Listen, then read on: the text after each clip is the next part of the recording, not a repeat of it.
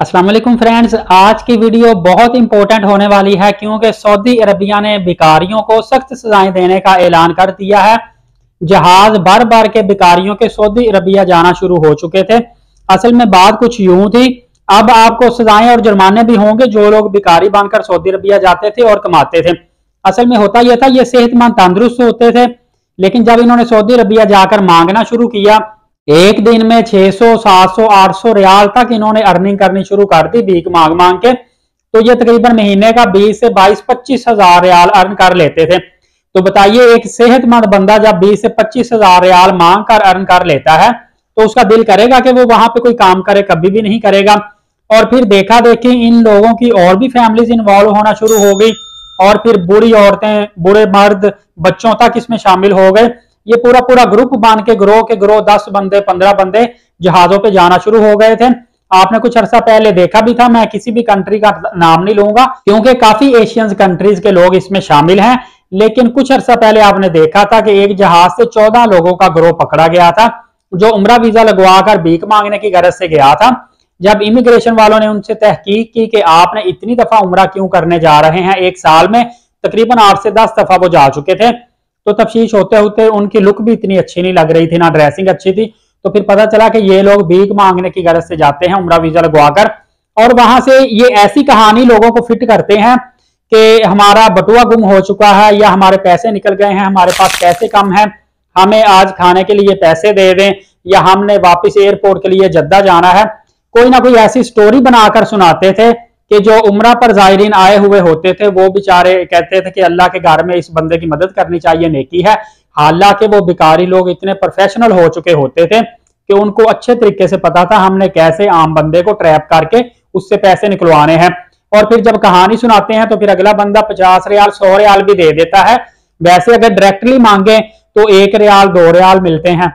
और तकरीबन चंद दिन पहले मदीना पाक शहर के अंदर भी भिखारियों ने मुख्तलिफ किस्म के बेस बांधे हुए थे, और मुख्तलिफ किस्म के बेस बनाकर कुछ लोग सड़कों पे, कुछ लोग शॉपिंग मॉल के, कुछ रेस्टोरेंट में मांग रहे थे। तो जो पुलिस है सऊदी अरबिया की, इन्होंने बाकायदा तौर पर इनकी रैकी की, इनकी बाकायदा वीडियोज बनाई, फिर इनको अरेस्ट किया। और जब अरेस्ट किया तो इन लोगों ने सिंपली कहा कि हम मजबूर हैं, हमारे मुल्क के हालात खराब है, हमारे पास और कोई रास्ता नहीं, इसलिए हम मांगने के लिए यहाँ पे आ जाते हैं। पहले पहल किसी किस्म का सऊदी अरबिया का कानून नहीं था, मतलब ये लोग जब पकड़े जाते थे तो सिंपल डिपोर्ट कर दिए जाते थे, ये दोबारा से फिर नया वीजा लगवाते थे, फिर आ जाते थे सऊदी अरबिया में। अब सऊदी अरबिया ने देखा है कि ये इन लोगों से जान नहीं छूटेगी और आगे रमजानुल मुबारक आ रहा है, फिर हज आ रहा है, तो इन लोगों की तादाद भी बढ़ती जाएगी।